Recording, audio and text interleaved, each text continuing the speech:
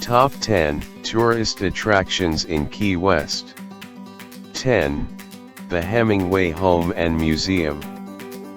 The legendary author Ernest Hemingway bought this 1851 Spanish colonial house in 1931 and lived in it until 1940. It features a lush tropical garden and the saltwater pool that he claimed nearly wiped him out financially, and contains his last penny pressed into the concrete. Inside, you can see the restored interior as well, which displays the writer's own collection of 17th and 18th century Spanish furniture. More than 40 descendants of Hemingway's original group of house cats still roam the property. He wrote a number of novels here, including A Farewell to Arms, Death in the Afternoon, and For Whom the Bell Tolls. 9. Key West Cemetery.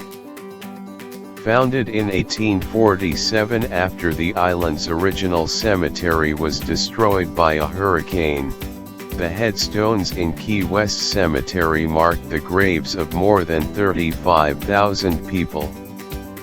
This historic cemetery has several religious and memorial sections, including dedicated Jewish and Roman Catholic areas, the Los Martires de Cuba Memorial commemorating the Cuban martyrs who were killed during the 1870s independence movement, and a plot dedicated to the sailors who died when the USS Maine sank in 1898. Highlights to watch for are the intricate ironwork and carved monuments that adorn family plots and tombs. 8. Southernmost Point. Key West's claim to fame as the southernmost point in the continental U.S. is marked by a red, black, and yellow concrete marker at the corner of South and Whitehead Streets. It's a lively spot, as street vendors and performers congregate around the site to sell souvenirs and showcase their talents. The marker itself, dedicated by the Key West Public Works Department in 1983, is less than inspiring, but nonetheless, it still works well as the perfect selfie background. A similar landmark and equally popular place for Key West photo ops is the US 1-mile marker zero sign, which marks the beginning of the route which runs up almost the entirety of the East Coast. Stretching for nearly 2,400 miles, the interstate ends in Maine, passing through several major cities. 7. Shipwrecked Treasure Museum. The Shipwrecked Treasure Museum is housed in the replica of a 19th-century wrecker's warehouse with exhibits exploring the fascinating history of the salvage industry in the area. Wrecking, the practice of salvaging cargo from the various ships that perished along the Florida reefs, was once a major part of Key West's economy and an extremely lucrative, but dangerous industry. From atop observation towers like the 65-foot example here at the museum, wreckers would watch day and night for ships in trouble and race to the site. The first to arrive could claim the rights to the largest share of the salvage profits, a process overseen by special wrecking courts. Here, at the museum, actors in period costume recount the story of the Isaac Allerton, which sank in 1856, as well as show what life was like for the daring wreckers who risked their lives to not only recover treasure but also save the lives of the reef's victims. Artifacts from the shipwreck are displayed, and films and videos on the subject run on a continuous basis. The observation tower provides excellent views and photo opportunities of the surrounding land and seascape. 6. Key West Lighthouse and Keeper's Quarters. The Key West Lighthouse was built in 1847 and opened in 1848 with a female keeper, a rarity in that time. Over the years, its keeper's quarters and lenses were upgraded until technology rendered both obsolete, and it was decommissioned in 1969. The Key West Art and Historical Society adopted the property, initially turning it into a military museum and then later restoring the lighthouse and quarters to reflect life here at the beginning of the 20th century. Today, it houses original furniture, household items, and photos of the many keepers who kept the light burning through even the worst of storms. The lighthouse stands at 86 feet high. Be sure to climb up its 88 steps for great views from the observation deck near the top. A short video presentation also provides an interesting look at the history of the Key West Lighthouse. 5. Fort Zachary Taylor State Park, built between 1845 and 1866. Fort Zachary Taylor protected this part of Florida's coast during the Civil War. Today, it is a state park and national historic landmark, renowned for its historical attractions, especially the extensive collection of Civil War-era armaments, which are still being excavated.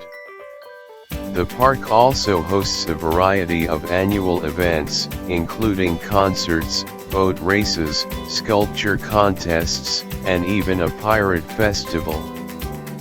In addition to all of these fun things to do, tourists will enjoy the park's beautiful swimming beach, dedicated snorkeling areas, and nature trails, which are open to both foot and bike traffic.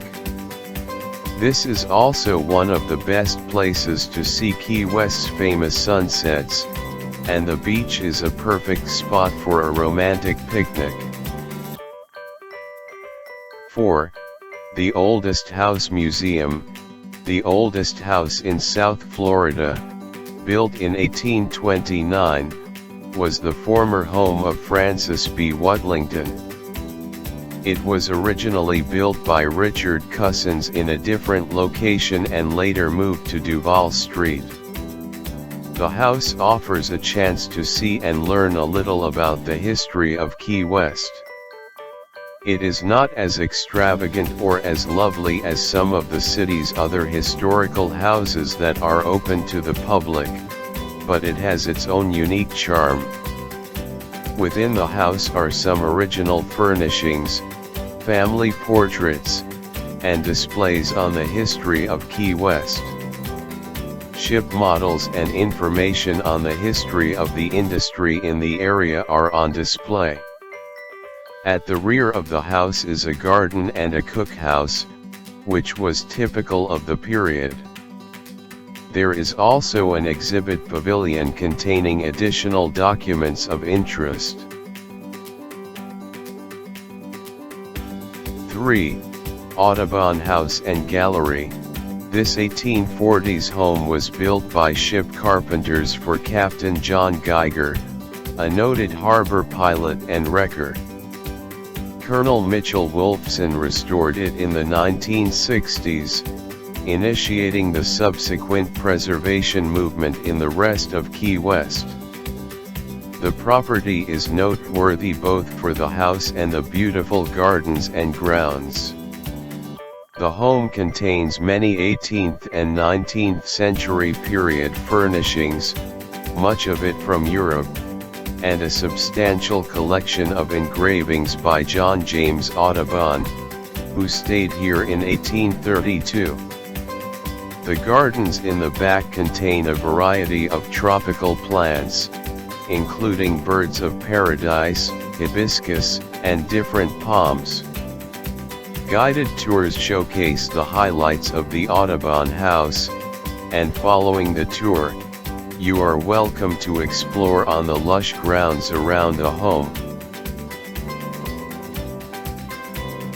2. Duval Street. Duval Street is Key West's main tourist strip, with restaurants and shops designed to entertain tourists and cruise ship passengers. This is the place to begin, or perhaps end, a day of sightseeing. Historic homes and some of the city's most popular tourist attractions and places to visit can be found along Duval Street, which stretches from Mallory Square to the Southernmost Point marker.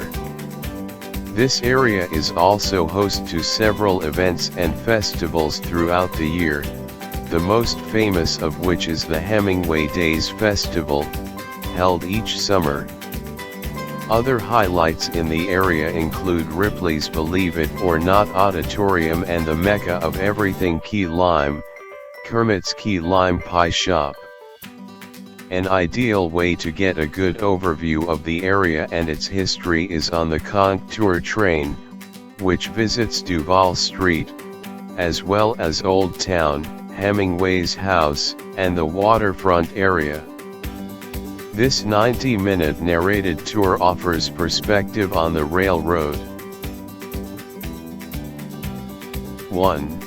The Martello Towers and Robert the Doll. The Martello Towers are two brick fortifications, built in 1858 to protect Fort Zachary Taylor from the east. The fort was never completed and never saw hostile action, although the 8-foot-thick granite walls would certainly have withstood artillery attacks. The central tower provides a spectacular panoramic view of the Atlantic coast of Key West. The West Martello Tower and Garden Center was constructed in the 1860s by the U.S. Army Corps of Engineers. The Key West Garden Club took possession of the fort in 1955 and began a cleanup and planting to beautify the dilapidated fort. Today, you can stroll the grounds, through lovely courtyards and gardens. Romantic pathways, arches, a waterfall, and water lily pond are some of the highlights. The East Martello Tower was originally built as a complement to Fort Zachary Taylor to protect the region. It now houses the Martello Gallery Key West Art and Historical Museum, with a diverse collection of local art and sculpture and other exhibits related to the development of Key West. The museum also houses Robert the Doll, not for the faint of heart. Robert the Doll is a real-life haunted doll. The myths surrounding him vary, especially since he became so popular on the internet. The doll was given to artist Robert Eugene Otto in the late 1800s or early 1900s by his grandfather while he was on a trip to Germany. The doll, which he named after himself, then took on a life of its own and began to scare the family. Otto is said to have kept his doll into adulthood, and it subsequently led his late wife to insanity. The doll is currently residing in the Fort East Martello Museum in Key West, Florida. Visitors must ask Robert politely if they want to take his photo. If they mock him or take his photo without permission, Robert is said to lay a curse on them.